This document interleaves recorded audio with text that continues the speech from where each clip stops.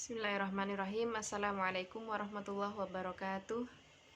Alhamdulillahirabbil alamin, wassalatu wassalamu ala asyrafil anbiya'i wal mursalin sayyidina Muhammad wa ala alihi wa sahbihi ajma'in, amma ba'd.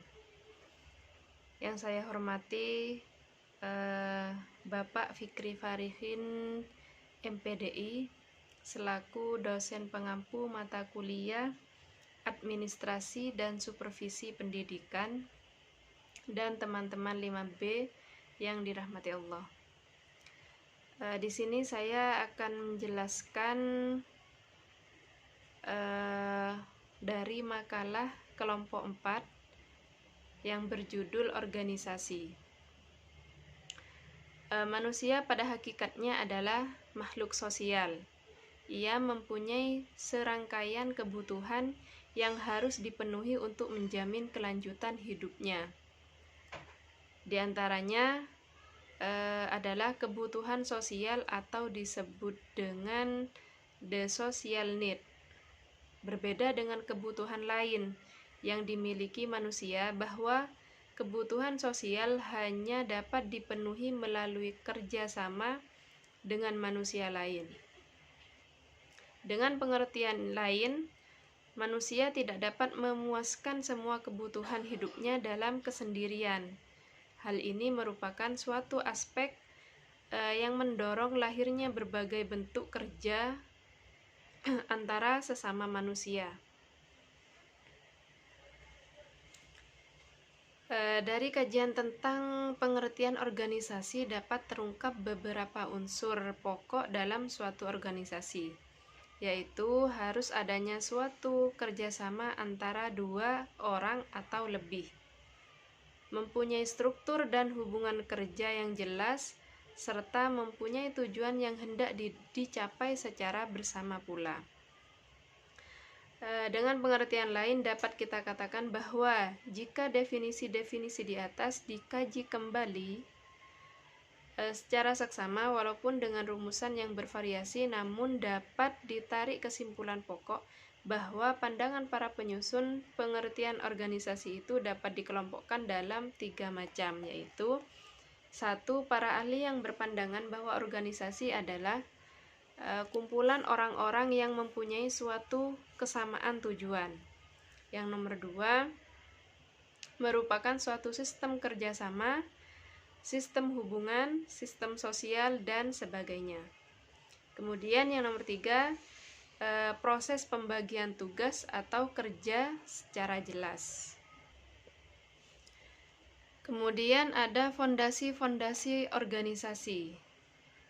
Suatu organisasi, baik organisasi pemerintah maupun organisasi swasta, selalu dihadapkan kepada masalah bagaimana supaya organisasinya dapat berjalan dengan lancar untuk mencapai tujuan yang telah dirumuskan. Salah satu sarana yang dipandang cukup penting adalah dibangun suatu struktur organisasi yang efektif serta mempunyai ketahanan yang kuat. Efektivitas dan ketahanan suatu organisasi selalu berkaitan dengan kesanggupan para pembina organisasi mempergunakan berbagai prinsip atau landasan, atau disebut juga dengan fondasi-fondasi organisasi yang tepat. Menelaah yang dirasakan sebagai fondasi yang utama dan mutlak perlu dalam pelaksanaan organisasi, yaitu sebagai berikut. 1. Perumusan tujuan organisasi.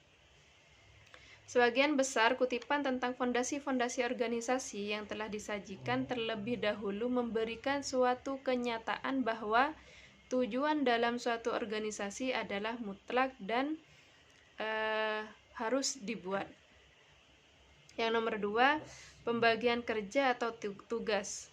Dengan pembagian tugas dapat diartikan 2 macam, yaitu sebagai perincian dan pengelompokan aktivitas-aktivitas yang akan dilaksanakan untuk membentuk semacam hubungan yang erat antara satu dengan yang lainnya.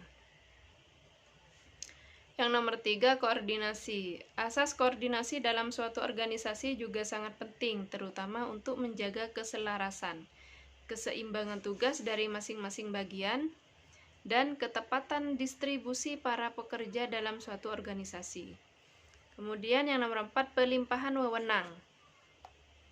Dalam suatu organisasi yang selalu dipermasalahkan adalah tugas dan wewenang seorang pejabat.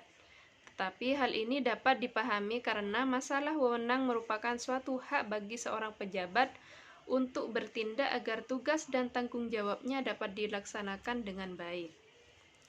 Kemudian nomor 5, rentangan kontrol. Yang dimaksud dengan rentangan kontrol adalah jumlah terbanyak bawahan langsung yang dapat dipimpin dengan baik oleh seorang atasan tersebut. Yang nomor 6, jenjang organisasi. Organisasi tidaklah merupakan suatu kumpulan orang-orang yang satu sama lain mempunyai kedudukan yang sama, dan mereka juga bebas bergerak untuk menempati posisi sebagai pimpinan atau bawahan. Kemudian yang nomor 7, fleksibilitas. Sehubungan dengan jenjang organisasi yang kita sebutkan di atas, diharapkan jenjang tersebut mempunyai daya fleksibilitas yang tinggi, sehingga setiap saat dapat mengadakan perubahan tanpa mengurangi kelancaran organisasi tersebut. Baik, mungkin cukup sekian dari saya. Apabila ada kekurangan, saya mohon maaf yang sebesar-besarnya. Wabillahi taufiq wal hidayah. Wassalamualaikum warahmatullahi wabarakatuh.